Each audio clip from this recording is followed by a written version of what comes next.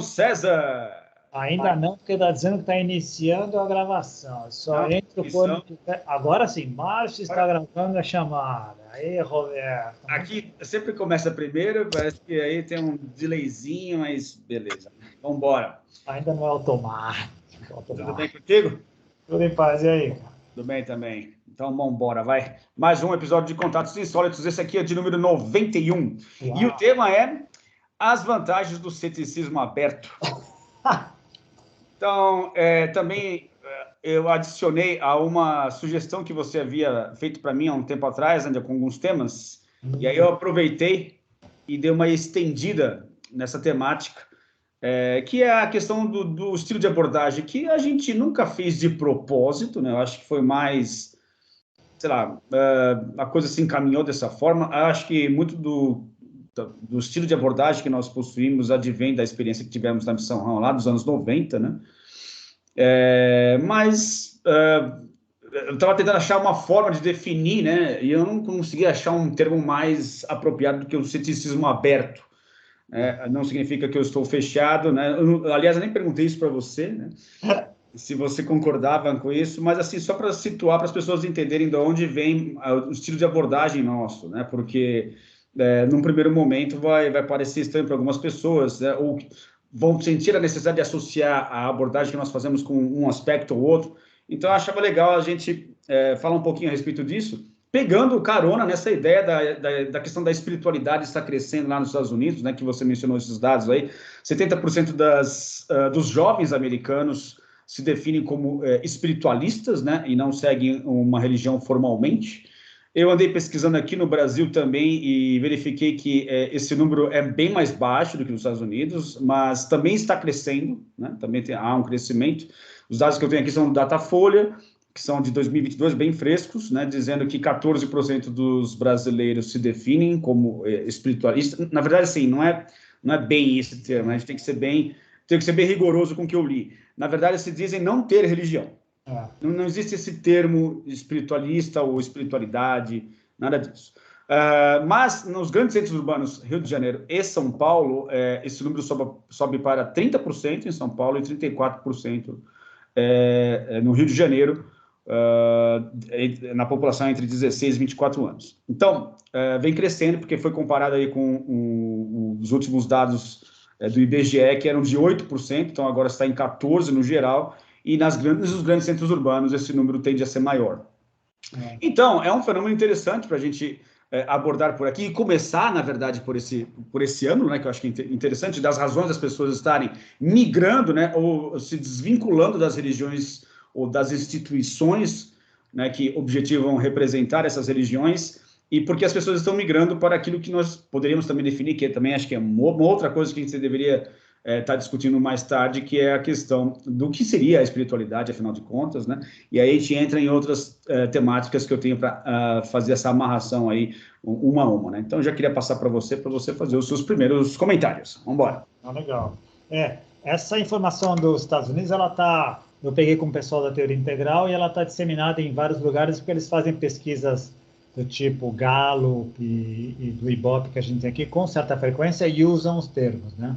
Está bem comum lá, acho que é comum na Europa também. O Brasil tem uma peculiaridade que eu estava vendo. Aqui, a religião católica, a adesão à religião católica vem caindo. Judaísmo, como o judeu se mantém estável, então está estável, não altera, não tem alterado nas últimas décadas. Religiões de matrizes africanas continuam estáveis também, elas anunciam um pouco mais, mas continuam estáveis. Mas nas últimas décadas tem crescido muito o movimento pentecostal e evangélico, fortemente, entrando inclusive na área da política e tal. Isso é um fenômeno Brasil, e gozado, Brasil exportando para a América do Sul e África. O Brasil tem vários templos de religiões evangélicas na América do Sul, brasileiros, na América do Sul inteira e agora na África, uma peculiaridade. E um movimento que é interessante a gente frisar também, que começou nos Estados Unidos, né? O movimento pentecostal adveio de lá. Né? Então, e aqui agora a gente passa a ser talvez o centro aí, a região que fomenta isso. Lá foi bem colocado isso. Começou aquele boom dos teleevangelistas e depois de vários escândalos, eles ainda estão restritos a nichos, Eles podem comprar TVs a cabo e manter aquilo deles, lá eles continuam fazendo. Aqui, elas começaram a comprar espaço em canais abertos, da TV aberta, que é impressionante. Alguns canais só se vende esse tipo de programa, mas isso é outro detalhe, não vem ao caso agora. Depois a gente precisa reconceituar essa ideia da espiritualidade da religião, né? De onde que vem isso e tal. Legal. Então acho que o primeiro ponto para a gente enfatizar aqui é esse aspecto, né? Por que as pessoas se dizem espiritualizadas ou espirituais ou espiritualistas, mas não vinculadas a nenhuma religião, né? Eu acho que é um aspecto interessante para a gente discutir, para começar essa conversa, que seria, na verdade, essa desvinculação de todo o rigor que existe moral e religioso, né, por parte das instituições, assim como também o rigor que também existe por parte da ciência e que não atende, né, nem de um lado e nem de outro, os anseios das pessoas em relação, enfim, aquilo que elas sentem que deveria estar, que elas deveriam estar buscando, entendendo, compreendendo a respeito da vida, né? Então, nem de um lado nem de outro você acaba encontrando esse respaldo, essa necessidade psicológica, digamos, né, para que as pessoas façam ou se vinculem a uma coisa ou outra. Eu acho que isso explica, pelo menos em parte, esse movimento, né? Bem colocado. Estudando, eu comecei a ver isso com mais calma com o pessoal da teoria integral e com os livros do Ken Wilber, especialmente no último, que ele falou sobre esse assunto, acho que é 2017, A Religião do Futuro, né, que ele faz um apanhado histórico. Em geral, as religiões monoteístas, que são milenares, partiram de um princípio que é o seguinte: uma pessoa ou um grupo de pessoas teve uma prática, uma experiência transcendental. E no momento de querer compartilhar aquela experiência, agregaram pessoas, ritualizaram, colocaram padrões para se alcançar a mesma experiência, se colocaram como intermediários entre essa atividade, e aí as religiões começaram a se fundir, todas elas, né? Mas parece que, em princípio, a ideia era boa. Pessoas vivenciaram experiências transcendentais e quiseram compartilhar aquilo. Ponto. O que elas foram se transformando ao longo dos séculos e milênios é outra coisa, é o que chegou até hoje, né? A maioria delas inclusive as centenas e quase milhares hindus, são todas milenares. Recentemente, não, aí virou marketing, virou uma questão de ganhar dinheiro, a gente pode entrar nessa seara depois. O que acontece você falou uma coisa muito legal, elas têm um aspecto muito moral, e muito do certo e errado, positivo e negativo, muito preto no branco, quando a realidade tem se mostrado grandes matizes de cinza. Esse é o primeiro ponto. E o segundo ponto que acho que contribui muito para essa falta de adesão elas ficaram muito calcadas na parte mítica. Então, aquilo que eles vivenciaram e colocaram lá atrás, a interpretação que se colocou miticamente e foi transposta nos livros sagrados, até hoje, em pleno século XXI, 2.000, 3.000, 4.000 anos depois, as pessoas não aguentam mais, não acreditam nisso. As pessoas não acreditam que Moisés verdadeiramente dividiu o Mar Morto. Não. Elas não acreditam que Maria era virgem. Essa coisa que Melquisedeque viveu 987 anos. Essas coisas não coadunam com a realidade, nem da ciência, nem da própria vivência das pessoas. Né? Outra coisa que o pessoal colocou lá, também já te passo a bola, eu acho que eu já falei isso em outro episódio, todas as grandes religiões, grandes tradições, que algumas delas são tradições da filosofia perene, que não são religiões, elas têm dois aspectos, pelo menos. Um lado esotérico de dentro, que busca a transcendência, e o lado exotérico para a grande massa. Esse lado exotérico para a grande massa está cheio desses padrões para cercear a liberdade das pessoas e trazê-las para ser um rebanho. E está cheio de aspectos místicos. A parte esotérica, que é para poucos, para aqueles que querem buscar mesmo a transcendência, etc., geralmente não vem à tona. Você precisa estar participando do processo e inclui práticas. Você não precisa de um intermediário, você precisa de tutores, mestres que vão te dar as práticas e vão supervisionar aquilo para você chegar à tua experiência de divindade. E elas não passaram, elas todas passam por esse crivo, o esotérico e o exotérico, e claro, em pleno século XXI, não coaduna com a realidade que a gente tem. É claro que as pessoas que estão vivenciando experiências espirituais, estão praticando coisas espirituais, não conseguem coadunar isso e colocar isso numa caixinha de uma religião. Não cabe, não entra para elas. Então, aí vem a ideia que os americanos estão capitaneando. Não, eu sou espiritualista, eu tenho uma crença, eu acredito nisso e eu experimentei isso, mas não cabe em nenhuma religião. Não, você bem colocou. Aliás, tudo que você mencionou dava para explorar de diferentes formas, né? Então, assim, abre um leque assim bem diverso de várias questões. Mas vamos lá, então. Eu acho que um primeiro aspecto importante de a gente mencionar, dentro daquilo que eu estava relacionando com essa questão desse rigor e dessa moral, que é esse aspecto que é recente na história, que inclusive o Bernardo Castro argumenta muito bem em relação a isso, que é a literalidade das interpretações, né? Então, dos registros religiosos, né, ou das antigas tradições, ou das filosofias perenes, que é essa questão de a gente achar que a forma da gente pensar atualmente, ela corresponde exatamente com a forma que os antigos pensavam. E que, inclusive, palavras que nós usamos até hoje, que são palavras super antigas, teriam a mesma conceituação que teriam naquela época. E ele menciona que isso é um erro gravíssimo, porque não dá para a gente associar uma coisa com a outra. E muito do que fazemos hoje em dia, a nossa forma de pensar, o pensamento predominante no mundo inteiro, não só no Ocidente, mas como também no Oriente, nos grandes centros urbanos, onde a cultura é mais ou menos disseminada dessa forma, a literalidade ela é uma consequência aí do iluminismo, né, e do desenvolvimento da ciência e da tecnologia, que foram assim, estrondosamente bem-sucedidas e causam uma influência na nossa sociedade que é inegável, né? Então, como aquela ideia, né, sai do mundo analógico e passa para o mundo digital, onde tudo é preciso e há uma precisão em relação à nossa forma de interagir com as pessoas, a nossa forma de interagir com a gente mesmo, inclusive, né? Então, essa literalidade acaba meio que achatando o significado dos textos religiosos, porque eles remetiam até então a uma simbologia, uma metáfora, uma mitologia que apontava para uma direção, mas não era literal. Ou seja, havia todo um significado oculto ali, apontando para uma direção que estava além das palavras, que estavam além da compreensão direta, mas de forma indireta, através de mitos, através de metáforas, essas ideias eram passadas adiante, né? E a nossa forma hoje de pensar, ela exclui os mitos, ela exclui essa questão da simbologia, essa questão da metáfora, né?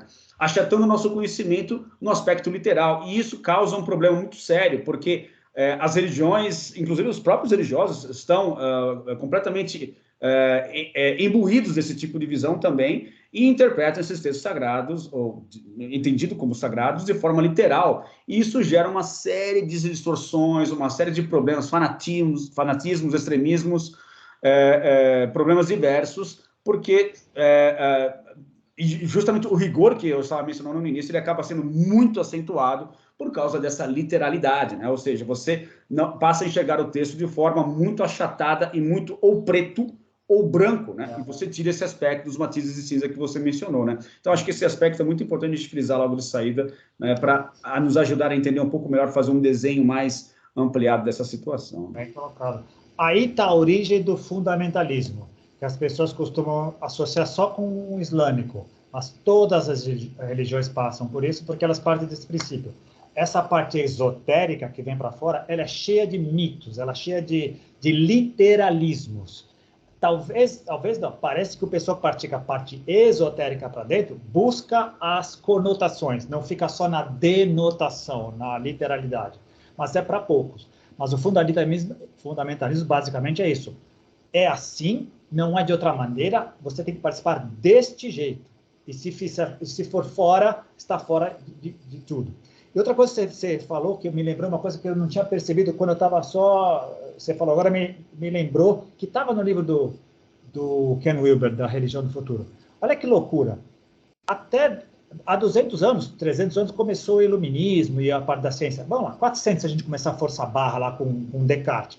Mas a evolução, a teoria da evolução é 200 anos, 250 anos no máximo. Até 200 anos, 250 anos, o mundo era estanque. A evolução, não existia essa coisa de evolução. Era assim e ponto final. Era como Deus disse, ponto final. Tudo teve que mudar à luz, à raiz da evolução. Tudo está em movimento.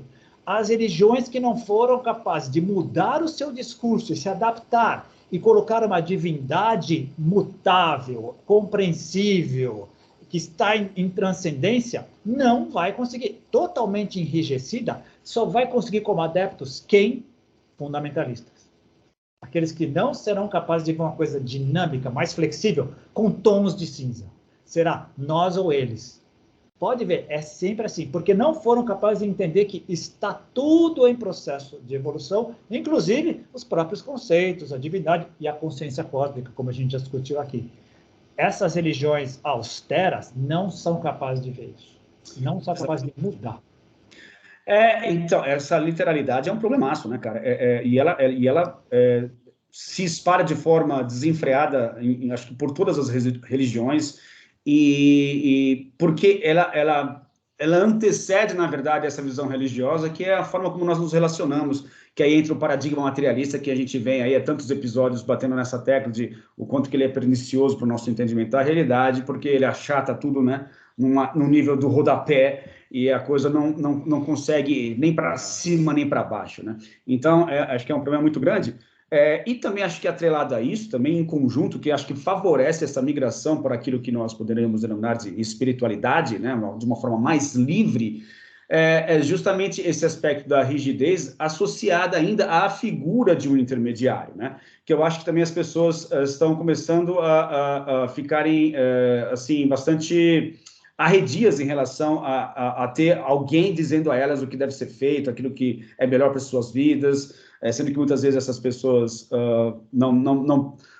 por exemplo, os religiosos mais ortodoxos, por exemplo, que não têm o mesmo tipo de vida, o mesmo estilo de vida que essas pessoas possuem, então acaba criando essa dicotomia, né? Em que as pessoas, em certo momento, param para pensar e falar assim, olha, realmente, de fato, eu quero passar pelas minhas vivências, pelas minhas experiências, atrás de outras escolas, atrás de outras filosofias também, não posso ficar estanque apenas a um modelo interpretativo da realidade, e eu vou conhecer outras religiões também e outras filosofias, por que não?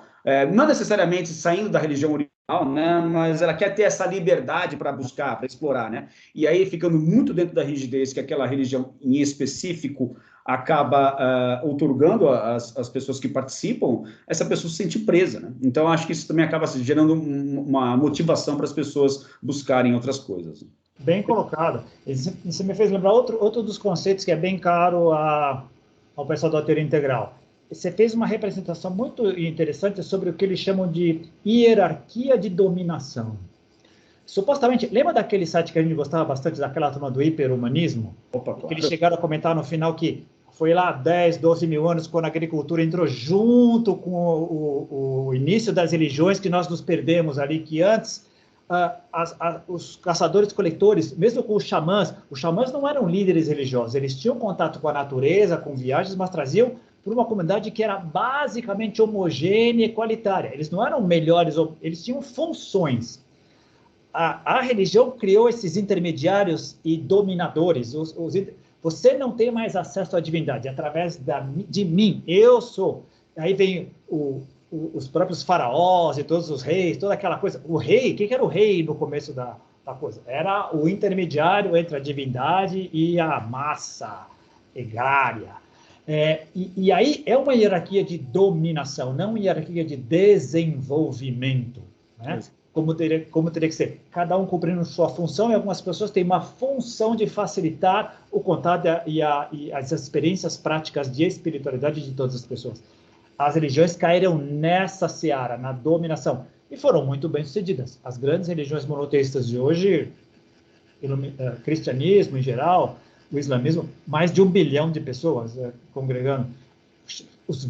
O hinduísmo e as outras facetas que a gente tem na Índia, mais outro bilhão aí, budismo e todas as suas vertentes, mais outro bilhão aí na China, enfim, congrega muitas pessoas, com maior ou menor grau de aderência, mas de uma certa forma, agora me veio outro flash, lembra do filme Contato e do livro Contato, em que uma das conversas da Jodie Foster, que o namorado dela põe ela na parede e fala, mas como é que você não vai considerar Deus se 90% da população desse planeta acredita em alguma forma de divindade, de alguma maneira? Você não pode prescindir disso, né? Exato. Colocar isso na conversa, né? E não podemos, por isso que a gente está conversando aqui, por mais insólito que seja, tem que entrar na conversa. Verdade. Bom, então acho que assim, dá para dar um panorama mais ou menos aí das razões que as pessoas possuem, as motivações, né, para que elas busquem outras vias de talvez interação com a realidade, ou talvez da busca por uma transcendência, né, talvez isso seja a característica mais forte, é o fato desse rigor, né, tanto de um lado quanto de outro, a ciência, né, dizendo que as coisas funcionam dessa forma, e a religião falando que as coisas acontecem de outra. Geralmente, essas duas visões de mundo, elas trocam farpas, né? E acho que se colocam também em posições que não deveriam, né? Acabam colocando ou dando pitaco no território do outro, sendo que cada um tem o seu terreno bastante distinto em relação a como explorar a realidade, né? A ciência frequentemente acaba interferindo nos aspectos mais filosóficos, né, do que seria a vida, do que seria o universo, e esse não é o papel dela, porque o papel da ciência é justamente entender os aspectos repetitivos, né, os padrões que se repetem, para conseguir prevê-los e aí, a partir daí, conseguir criar a tecnologia, enfim, tudo aquilo que nós conhecemos por ciência moderna e tecnologia moderna. E aí acaba confundindo os seus papéis, né? A religião também, da mesma forma, acaba se intrometendo, às vezes, em alguns aspectos que não é feitio, não deveria ser inicialmente a função dela, né? Ou seja, trabalhar apenas com a transcendência, não trabalhar com aspectos mais objetivos da realidade. Enfim, então isso acaba, acho que, gerando muita desconfiança e insatisfação em relação a essas coisas que parecem truncadas e não nos levam a nenhum lugar em profundidade que seja, ou que soe pelo menos de uma forma satisfatória, né? Então, eu acho que também isso é importante a gente se considerar antes de entrar na questão da espiritualidade propriamente dita. Eu concordo contigo. Uma coisa que para mim facilitou, que é o paradigma que eu tenho usado hoje, a estrutura que eu tenho usado hoje, é um falso paradoxo esse, assim como é um falso paradoxo mente-corpo. Se a gente conseguir considerar que uma coisa só, analisada por duas facetas da mesma coisa, mente e corpo, nirvana e samsara, religião e espiritualidade, o paradoxo deixa de existir. Sou obrigado a mencionar uma coisa que eu já falei aqui, tem um texto do Ken Wilber, acho que é Quantum Questions, em que ele lista 17 físicos dizendo das experiências místicas que eles tiveram, e eles são muito claros. A nossa área de pesquisa, desenvolvimento e interpretação da realidade é essa. O que a gente vivencia aqui, o luminoso, a consciência cósmica, não tem nada a ver. Está fora desse escopo. Nós não entramos aqui. Einstein incluso está nessa jogada, né? O grande problema é esse, essa forçação de barra que a ciência mecanicista tenta fazer e cria esse paradoxo que não tem fim. E a boa notícia é que cada vez mais as pessoas e muitos cientistas estão indo além disso. Não, esse paradoxo não existe. Vamos pesquisar, vamos ir além e vamos para frente. Quando a gente coloca a consciência, olha só, a gente está falando de consciência aqui, desenvolvimento consciencial estruturado tem 120 anos. Então, ninguém pensava nisso antes de Freud começar a falar do inconsciente, consciente. Então, é muito recente para a gente colocar numa equação. E mais, você colocou muito bem, a ciência quer coisas que eu posso identificar padrões, reproduzi-los em qualquer lugar, para qualquer pessoa, de uma certa maneira, em que todo mundo vai ter o mesmo resultado. Bárbaro. As grandes tradições apresentam práticas, experiências de 4, 3, 2 mil anos, convidando as pessoas para participarem. Mas você tem que estar lá e fazer. E se você fizer, se a maioria das pessoas fizer aquelas práticas de acordo com o que eles pregam, as pessoas terão experiências muito similares. Claro, entrarão em aspectos meio inefáveis, que haverá padrões para serem identificados, que você poderá identificar, mas não é reproduzível para qualquer pessoa, em qualquer lugar, de qualquer maneira, como os experimentos científicos. Esse é uma das grandes dicotomias que tem entre a prática espiritual, que a gente daqui a pouco vai definir, e a prática científica. Não, concordo plenamente, por aí mesmo, não tenho nem o que comentar mais a respeito disso.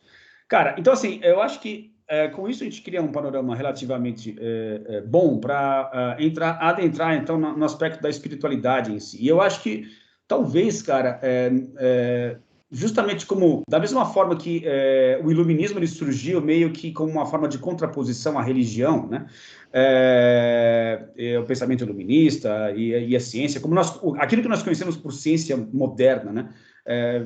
Surgiu em relação a essa contraposição religiosa e a Idade Média, enfim, todas as desgraças que adveram desse período negro de nossa história.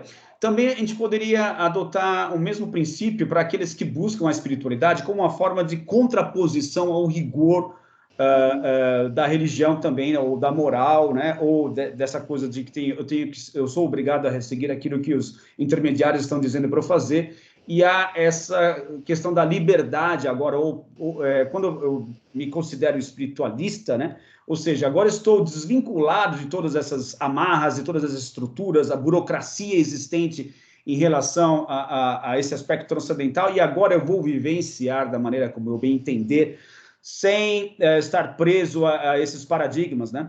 Então, acho que essa é a primeira característica interessante daqueles que se denominam espiritualistas. Eu estou sendo bem genérico, tá? Mas eu acho que talvez seja a melhor forma de você conseguir entender por que existe essa busca.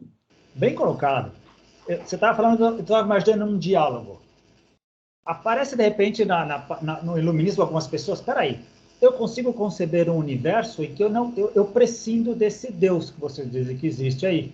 Não dá para colocar, olha, tem moléculas, tem o Big Bang, tem uma série de coisas. Olha, é capaz de entender tudo isso aqui. Eu não prescindo disso, ainda mais com todo esse confete que você está colocando nesse Deus aí, que ele favorece quem reza por ele, que ele não dá bola para quem não acredita nele, que ele pune aqueles que são inimigos dele, que ele privilegia alguns outros povos. Algumas pessoas vão falar, o universo, a realidade que eu estou olhando aqui prescinde totalmente disso. Entendemos? Entendemos. E o outro lado? Peraí. Você está dizendo que nada disso aqui tem efeito, mas eu andei tendo práticas e experiências pessoais que estão além do meu corpo, do meu físico, da minha pessoa, e que a ciência não dá conta. Não explica, não tem laboratório que explique isso daí. Como é que fica essa história? Ninguém me contou, eu vivi isso, eu saí, eu vi, ninguém me explica isso.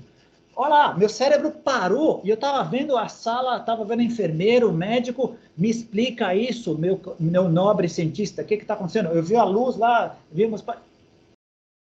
É o mesmo, como você falou, é a contraposição de uma rigidez que não se abre para as inúmeras exceções. Não é só um asterisco que a gente coloca quando a gente coloca. Era uma fileira enorme de asteriscos, né?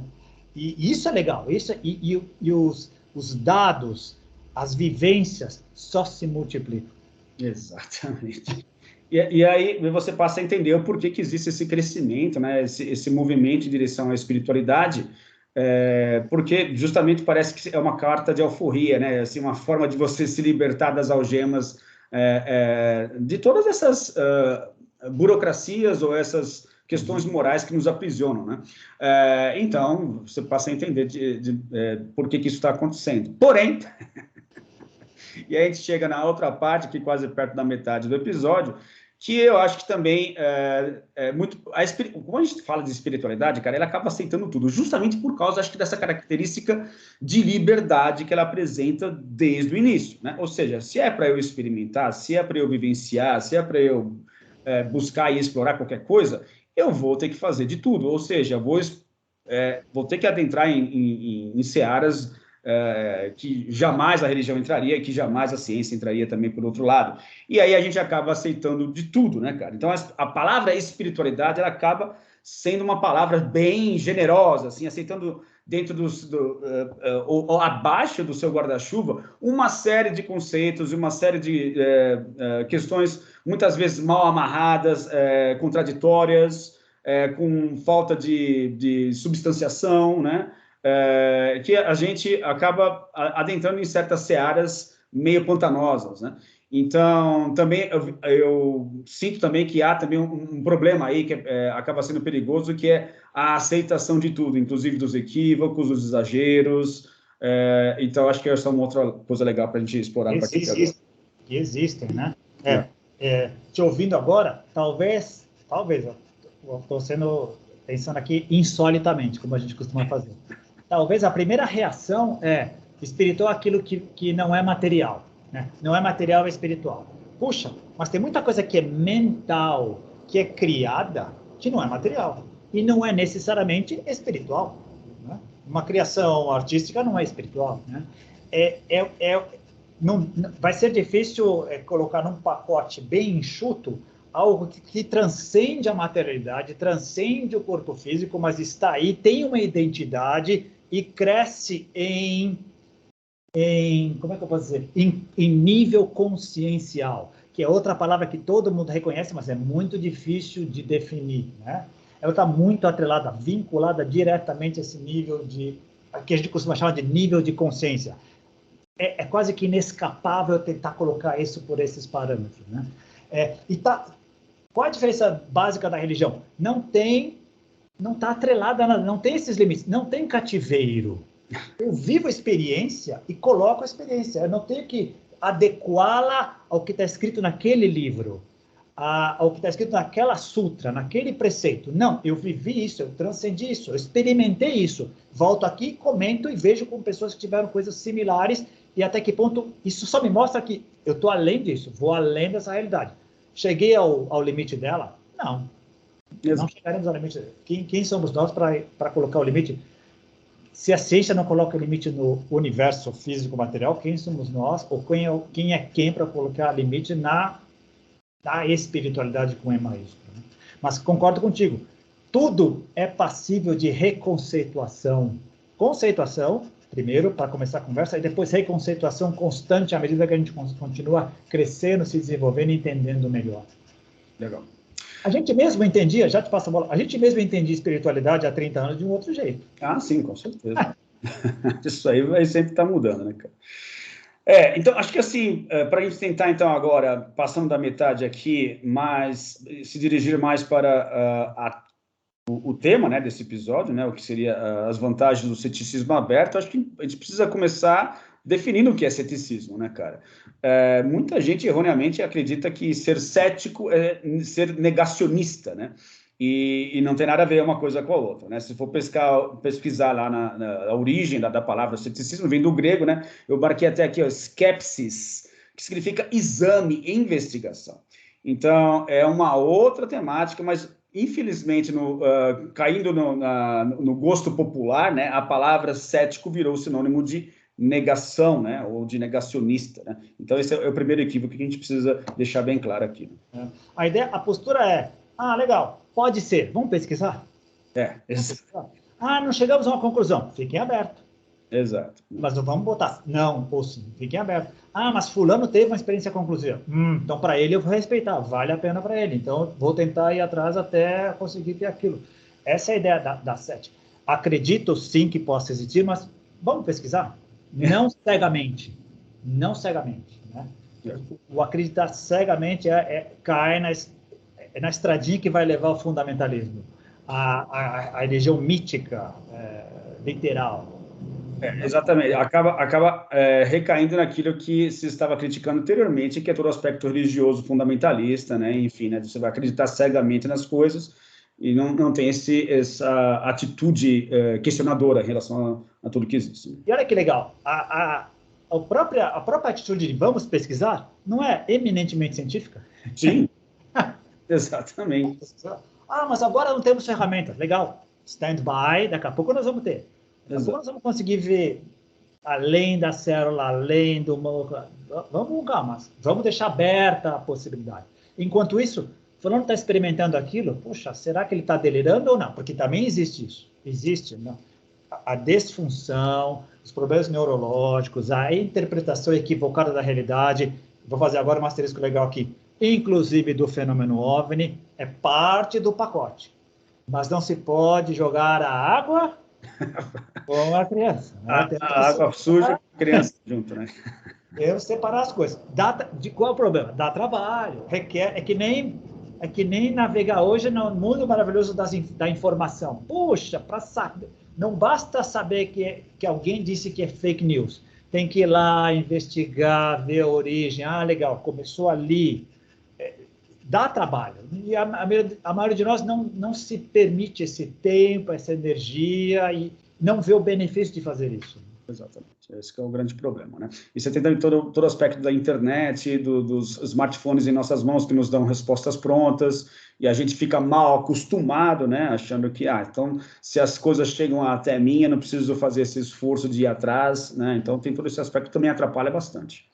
Se antes era preciso viajar até a Grécia, ir até Delfos, ficar na fila, falar, perguntar e meditar, hoje a Wikipedia é o novo oráculo, por exemplo. Então, deu no Wikipedia, está valendo, então é inquestionável. Exatamente. Esse é outro problema.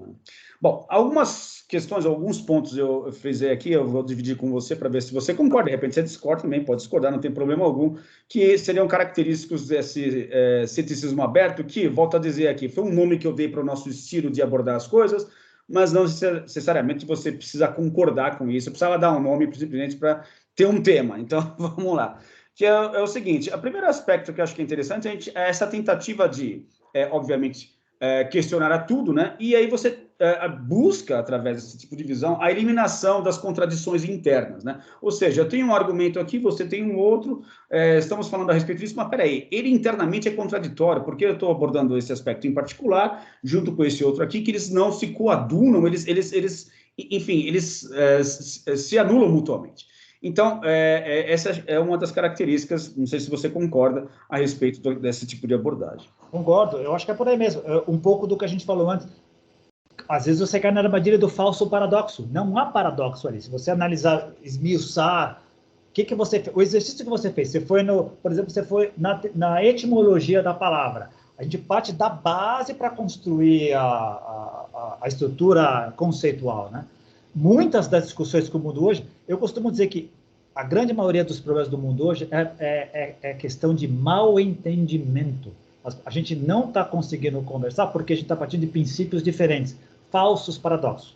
Existem paradoxos verdadeiros, a começar da própria vida. A nossa viver sabendo que vamos morrer é um tremendo paradoxo, é muito legal.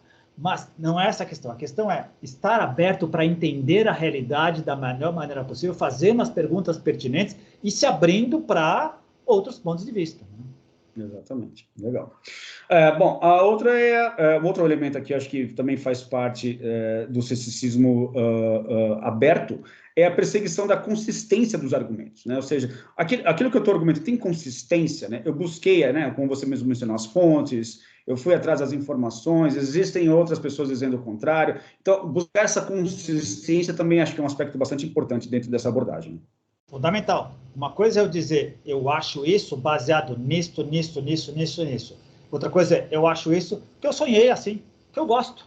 Eu acho legal. Exatamente. Acho legal. Esse é o perigo. Pode ser que todos esses argumentos sejam equivocados? Pode, mas pelo menos uma série, pelo menos é passível de análise constante, reconceituação, revisitação constante. Né? É outra história. É sempre bom de novo,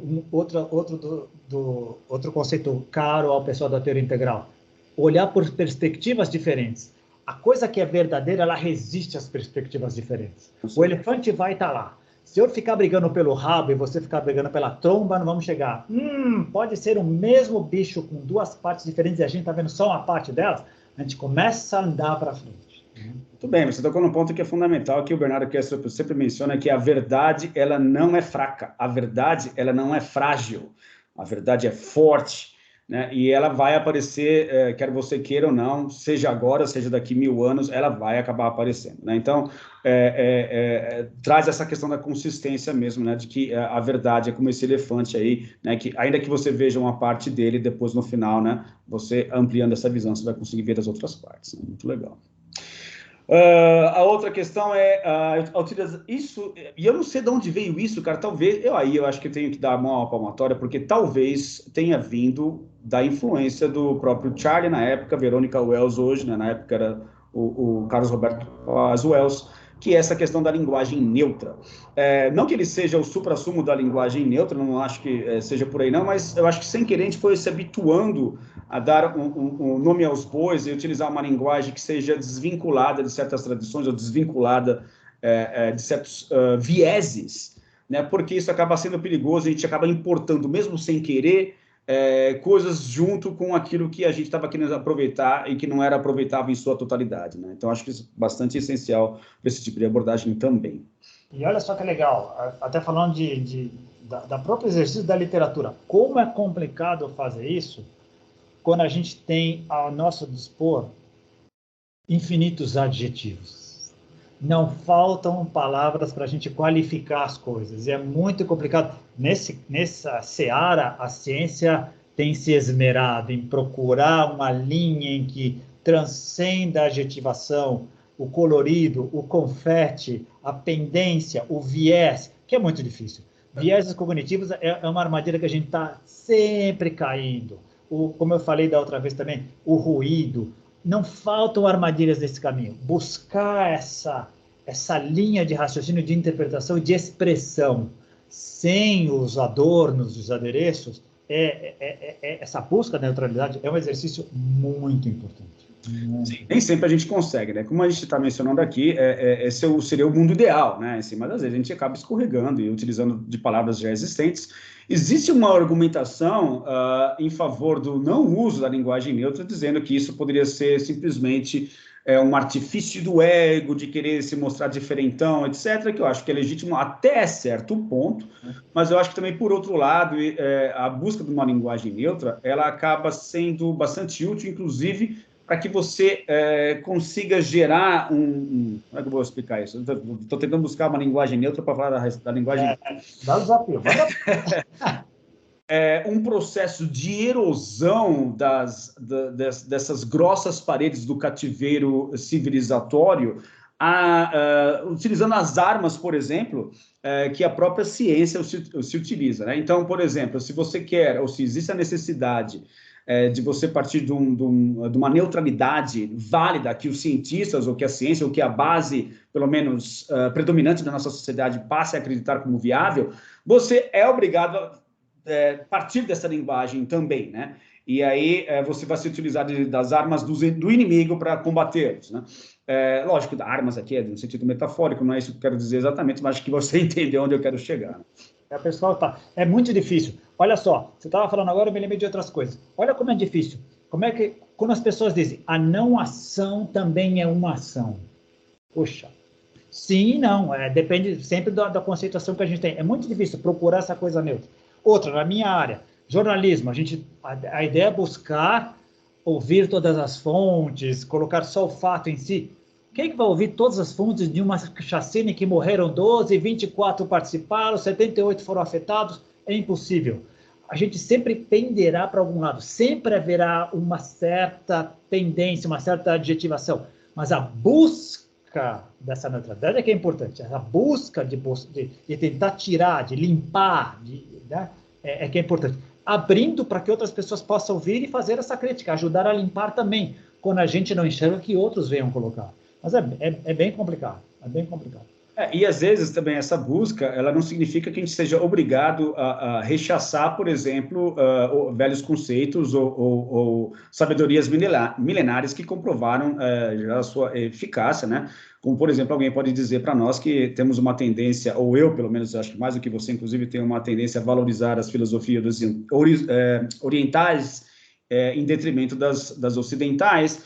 Mas aí eu posso dizer também que há também mais tempo de estrada por parte dessas filosofias também, né? E que foram colocadas muito mais à prova em relação ao Ocidente, né? Que as religiões ocidentais elas vieram depois, nos colocando realmente mais tempo nesse caminho em termos de experiência das práticas que são efetuadas nessa direção da espiritualidade, né? Então, lógico que isso não é um argumento final nem nada, né? A coisa pode variar bastante, enfim, de diferentes formas, diferentes modos, mas também há um reconhecimento, né, por parte das filosofias perenes que também se encontram no Ocidente. Sabedoria existe em tudo quanto é lugar, basta você ter olhos para ver, né? Aí agora já apelando para aquilo que teoricamente Jesus Cristo falou, né? Quem tem olhos de ver que veja, que é possível também você utilizar de certos jargões, palavras ou conceitos antigos, pelo viés, volto a dizer que acho que é importante aqui, metafórico, simbólico, né? E não literal, né? Porque aí Senão a gente vai entrar em contradição, né? Já que a gente está falando aqui sobre a busca de consistência dos argumentos, em contradição com o que a gente falou no início. Não, e aí tem que partir de uma premissa de cara. Enquanto não formos todos telépatas 100%, seremos escravos da palavra. E a palavra terá conotações. Não vai ter jeito, não vai ter jeito. Por alguma razão, nós somos, apesar de virmos da mesma consciência, essa é uma coisa que nós acreditamos e nós sentimos, somos diferentes, então as nuances fazem parte da realidade, as diferenças fazem parte. A grande sacada é não brigar pelas diferenças, é perceber até onde elas se encaixam e crescem e formam um grande mosaico. Mas será inevitável. É graças à importância que algumas pessoas dão a algumas áreas, que fazem e dão iluminação a elas, que pode contrastar com outras que dão para outras áreas, que a gente pode crescer com esse mosaico, senão não vai para frente. O grande problema é, não, só a minha área existe, ou a minha é mais importante que a sua. Quando a gente começa a dar juízo de valor, a gente pode cair em armadilhas. Mas é inevitável ter pendências e simpatias no desenvolver da vida. Mesmo na vida individual, a gente não vive sendo um ioiô? Vamos para lá, foram mais cientistas, agora é mais espiritualista, agora é mais... Até o dia que a gente chega, poxa, não era nenhum nem outro aqui, ó. Não era o ioiô, cara, era a corrente aqui, era a cordinha do ioiô que estava bem no meio. Na verdade, era a mão que estava segurando o ioiô. Boa metáfora. Isso. Boa metáfora, boa. Gostei. Essa foi legal. Bom, outro elemento aqui, acho que é importante para dar consistência a essa abordagem, né, do ceticismo aberto, é justamente o aspecto das verdades temporárias, né, cara? Isso também acho que é fundamental a gente considerar, né? Então, bom, já passo para você, já pode falar. Isso. Essa é a premissa. Toda a verdade é temporária, é parcial. Em busca da verdade com V maiúscula, que é igual à realidade com R maiúscula, que, se a gente partir do princípio que a gente abraça, ela é dinâmica, ela não está parada esperando ser descoberta, não. Ela está andando, a gente está indo atrás. E bacana. A consciência cósmica, o profundo, está se mexendo. O profundo, ele continua despertando conosco e através de nós. Isso é loucura, isso é muito legal. Então, não está parado, está sempre dinamicamente mudando. E como o Bernardo Kessler diria, isso para mim é praticamente sinônimo, né? Ele denomina essa questão das verdades temporárias como ficções convenientes. Boa. Então, ele menciona exemplos, né? Por exemplo, históricos, né? Newton, né? Aí a questão da elaboração da teoria da gravidade, né? Ou seja, que naquela época, inclusive, muitas pessoas, quando ele começou, ele menciona que os franceses começaram a questionar o Newton, mas o que esse inglês aí está falando a respeito dessa espécie, dessa força, desse campo que atrai objetos, é um campo invisível que atrai, que coisa de idiota, né? Então não faz sentido algum isso. E hoje em dia sabemos, né, o quanto que ele estava certo em relação às suas teorias, porém depois o Einstein, né, disse, não é mais uma força invisível, não, é como se fosse, né, um tecido que se curva, né, a realidade, na verdade, é um grande tecido que ele acaba se curvando, e não é mais um campo que atrai objetos separadamente, não, né. Então, assim, ele menciona que, na verdade, ambos estavam corretos dentro dos seus pontos de vista, mas se criam ficções convenientes, né, e que ele menciona que o próprio Big Bang se enquadraria nisso, ou seja, temporariamente é o que temos. Né? Então, assim, nos responde, é útil, a gente pode utilizar isso de forma útil no momento presente? Sim, podemos, mas ainda ficará em aberto, porque mais para frente alguém pode chegar com outra teoria, outras descobertas, outras evidências entrarão em jogo e aí tudo muda mais uma vez. Né? Muito bem colocado. Como diz o pessoal da teoria integral, a realidade é feita de perspectivas. E as perspectivas se expressam por narrativas. Isso. As narrativas são temporárias por definição. Elas são reescritas. A gente pode fazer um paralelo com a evolução de um ser humano, com a criança. Se tudo é certo, ela vai se desenvolvendo e vai saindo do egocêntrico para o etnocêntrico, para o mundo, vai criando. As sociedades também, a humanidade também. O dia que ela interpretará o mundo, como é que um adulto que passou por várias tradições, grandes tradições, aos 70 anos, depois de anos de meditação, literatura, PhD, vai se comparar o entendimento que ele tem do mundo com ele mesmo quando ele tinha 4 anos de idade. Sem chance. A idade é a mesma coisa, nós vamos crescendo e vamos interpretando. Né? Algumas pessoas adultas ainda se fecham e ainda veem o mundo de uma maneira muito fechadinha. São disfuncionais, elas não cresceram, é parte do jogo cósmico. Mas a ideia é que a humanidade como um todo cresça e amadureça e entenda, expanda o conceito de realidade. E acho que essa ideia também dessa expansão da humanidade que você menciona, a gente tende a ver como um bloco, né, que caminha como um todo, e na verdade não é assim. Você tem a fronteira, né, dianteira dessa humanidade com as pessoas, aquelas pessoas que levam ou que extrapolam esses limites, né, acabam expandindo essa frente, né, e você tem depois um grupo de pessoas, né, que talvez a gente poderia considerar aí com um grande miolo, né, aquelas pessoas que acabam indo atrás, e você tem os retardatários, que ainda, né, os mais tradicionais, que estão ainda lá atrás, com um ponto de vista bem arcaico ainda, que demora mais para entender ou adentrar em um outro tipo de interpretação da realidade. Muito bem colocado. E nesse desfile, você foi falando, eu fui vendo, nesse desfile de dragão chinês, né, que vai lá, cabeça lá na frente e tal, ela não vai para lugar nenhum sem levar a cauda. Exato. Lê do engano se achar, vamos sair daqui, vamos nós para alto lá, mova-se, rebole de uma maneira que a cauda não se perca no caminho, não fica atolada, ela tem que vir junto. É o dragão inteiro que vai passar pelo portão. Exato. Mais outra boa metáfora. Está de parabéns hoje que as metáforas estão caindo como uma luva. Muito bom, cara. E assim, cara, uma outra questão também agora já encaminhando aí para os minutos finais, eu acho que é o espírito exploratório em tudo que se faz, né? Eu acho que outro aspecto importante dessa visão do ceticismo aberto que empreendemos aqui, e volto a dizer que não é por querer, não é uma coisa pré-estabelecida, né? Eu acho que acabamos nos encontrando, sei lá, por quais vias, mas acabamos concordando com esse estilo de abordagem, que é essa questão de explorar tudo, né, cara? Então, assim, como você disse anteriormente, não vamos nos contentar com as respostas prontas, né? Eu quero explorar, eu quero investigar, eu quero vivenciar essa história para ver como a coisa funciona. Não é porque você está falando que eu vou acreditar, não é porque está escrito que eu vou cegamente aceitar aquilo e trazer via goela abaixo algo que simplesmente alguém está mencionando, sei lá, com quais intenções. Então, esse aspecto exploratório é fundamental também para, eu acho que, finalizar aí a caracterização do ceticismo aberto. O que você acha disso? Acho que é por aí, gostei muito do termo. E, pensando em o que você falou agora, vou até um pouco cometer uma heresia aqui, trazer a sardinha um pouco para o meu lado. Em 1992, eu percebi que eu precisava fazer isso com relação aos grupos Rama. Legal. Quando eu te mandei ontem a foto, você falou, olha, é dos teus alfarrábios lá, lembra que você falou dos teus... Eu fiquei pensando, eu falei, não. Eu entrei num processo, eu entrei numa primeira fase que era, tem mais coisa além do que está acontecendo aqui. Então, eu escrevia cartas para os outros grupos, eu cheguei a ter cartas como representante do grupo 4, com 18 grupos mundo afora, 18 endereços, na época das cartas. Na época de se mandar, quando as cartas eram insuficientes, a gente gravava fita cassete, mandava fita cassete e recebia fitas cassete. Nessa fase 1, foi de 89 a 92. Era isso e era participar de encontro mundial, encontro local. Eu ia lá e visitava. A fase 2 foi morar fora. Por isso que eu não estava aqui quando o livro foi lançado. Morar fora, ver como é que as coisas lá fora, funcionam lá fora. E essa postura de vou investigar como é que era a coisa que funcionava e era muito maior.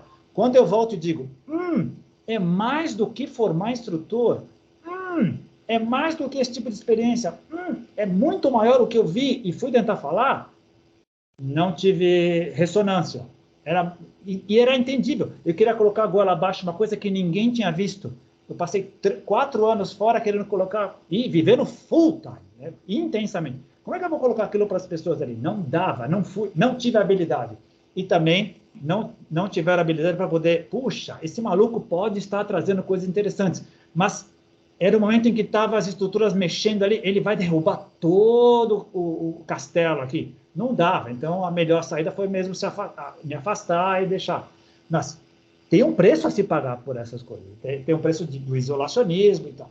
Quem abraça o ceticismo aberto, usando o termo que você colocou, quem abraça essa aventura de explorar, colocando em risco as bases sólidas de que foi construído duramente, mas dando mais importância à caminhada do que à estrutura das paredes que vieram lá atrás, tende a continuar crescendo. A rigidez mostra que as estruturas não resistem. Inclusive dentro dos grupos Rama, todos que foram rígidos sucumbiram. Aí é onde entra a dúvida também, que eu não havia colocado aqui como item também. Bom, mas acho que entra indiretamente quando a gente está falando aqui de evitar as contradições internas, a perseguição das consistências dos argumentos, enfim, tudo isso tem a ver com o quê? Com a boa convivência, com a dúvida, né? Então, assim, que é um problemaço isso, né? Acho que em termos psicológicos a gente tenta evitar, né, de uma maneira geral, a nossa sociedade tenta evitar a dúvida a qualquer custo, né? E isso é um problema, porque, na verdade, quando não há mais dúvida, quando há apenas certezas, você fica rígido, como você mesmo mencionou, né? E pior, se tem uma inteligência externa brincando na jogada, e se algum de nós cai na armadilha de eu já entendi como esse jogo funciona, tem que ser assim, e qualquer coisa que não entre nessa seara que está fora, eu só cansei de ver acontecer lá fora. Quando eu comecei a ver acontecendo aqui também, falei, não, tá errado, não é por aí. Por quê? Porque vai trazer a dúvida, e a dúvida é muito inconveniente, é uma verdade inconveniente, como diria o Al Gore, né? Mas não é para qualquer um. Quem se dedica a isso, quem se permite isso, cresce muito. Mas não é fácil, dá para entender. Você constrói uma coisa com muito ardor. E mais, nós já conversamos sobre isso. Os líderes têm uma tendência, por terem vivenciado coisas extraordinárias, vão acreditar que é aquilo mesmo e ponto final. Não pode ser uma coisa diferente. Exato. Não difere. Vou fazer uma heresia, outra heresia. Hoje é o dia das heresias. Não difere que os irmãos Pazuellos viveram com o que Maomé viveu. Eu tô lá, o cara sai da luz e vem falar comigo. Pô, é isso. É isso, não é mais nada além disso. Vem outro que fala, não, eu também estive lá, e não era bem assim, ou era mais do que isso, você não viu todas as cidades, diabo. E agora?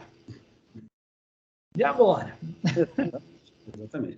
Mas é que tá, o espírito exploratório, ele objetiva justamente esse não contentamento com as explicações existentes, né, cara? E você vai lá e vivencia. Você consegue entender, por um lado, que, assim, todo trabalho ou toda proposta de trabalho, digamos assim, ela tem que ter os seus limites, né? Porque você tem que ter um parâmetro, uma referência, porque não dá para você enfiar tudo no mesmo pacote. Impossível. Então, você é obrigado a simplesmente, às vezes, colocar certas limitações para conseguir ter um mínimo de gerenciamento ou controle a respeito daquilo, né? O mínimo que seja. Mas sabemos que a partir do momento que você faz isso, você está, obviamente, tirando todo o resto, né? Mas eu acho que não tem por onde, né? Você acaba tendo que fazer esse tipo de exercício mesmo. Temos que fazer recortes temporais para criar uma narrativa que dá conta do temporal e partir da premissa, é temporal, ele vai crescer. A realidade é maior do que essa. Essa é o que eu consigo captar hoje. Exato. Ela é muito maior do que isso. Ela é muito maior. Eu tenho que partir dessa premissa. Ela é maior do que isso. Não está definida. Ela é maior. Mas a maioria dos grandes eles caem. Eu vivenciei o supra-sumo. É isso. Muito mais que. Não deve ser muito mais que isso, não. Não deve ser. É por aí. E aí, armadilha. Mas aí a gente tem dois aspectos. Primeiro, esse que você mencionou, justamente, de que você considerar que essa experiência vivenciada, ela é o final de alguma coisa, né, seja qual for, e essa é a grande armadilha, mas também acho que isso acaba passando pela dificuldade que temos em expressar em palavras, em trazer isso, dentre todos os aspectos que a gente está discutindo desde o princípio desse episódio, né, de conseguir destrinchar essa coisa de forma que ela fique menos pantanosa, né, e fique mais clara. Há essa dificuldade também por parte daquelas pessoas que vivenciam essas experiências, né? Então você compreende que também existe ali uma limitação da linguagem, né, uma limitação conceitual, inclusive, como é que intelectualmente você traduz isso para uma linguagem que seja palatável para um grande número de pessoas. É complicado também, né? Então, não há uma resposta fácil para isso. Não há. Inclusive, eu estava te ouvindo, eu estava pensando, cada caso sempre será um caso. Vamos pegar nas tradições orientais. Olha, discípulo, vivencie isso, eu te dou a forma, vivencie isso. Depois que você vencer, me conta o que você venceu e eu te digo, eu sou a referência para você, tá? Eu sou o seu mestre. Eu não te conto antes o que você vai viver. Outros não. Outros dizem assim, olha, no nosso processo, se você for lá, você vai ver isso, e fique atento a isso. Já está colocando na cabeça da pessoa que ela tenderia a experimentar. Legal, se ela volta com algumas delas, ela vai receber a chancela do ok. E se ela volta com uma coisa diferente? E se ela volta com uma canepla que parecia orgânica? e que nunca foi falada em lugar nenhum, em grupo nenhum. Cara, você fumou o quê antes de entrar em campo? Porque não está aqui no livro, aqui no glossário, não está aqui. Foi o meu caso, inclusive, né? Então, é por isso que eu estou falando. Isso. Parecia-se. Eu nunca afirmei que era, mas parecia-se. Tinha a aparência de. Né? Então, mas eu digo, quando o Castilho Rincon fala da nave dele, não, era humano, caramba, mas ninguém nunca falou isso, só porque ninguém nunca falou não quer dizer que não possa acontecer? Exatamente. Pô, cara, que pena, chegamos ao final. Mas acho que deu para cobrir o grosso daquilo que eu gostaria de falar, então acho que está valendo, cara. Então, eu gostaria mais uma vez de agradecer a sua participação super rica. Mais um episódio de Contatos Insólitos. E de heresias. Muito obrigado. Semana que vem não temos, né? Porque eu vou estar viajando, vou estar lá em Minas, mas na outra semana, então, a gente continua com mais um episódio de Contatos Insólitos. Muito obrigado. Um grande abraço, cara. Até mais. Roberto, boa viagem. Até mais. Valeu. Tchau, tchau. Tchau.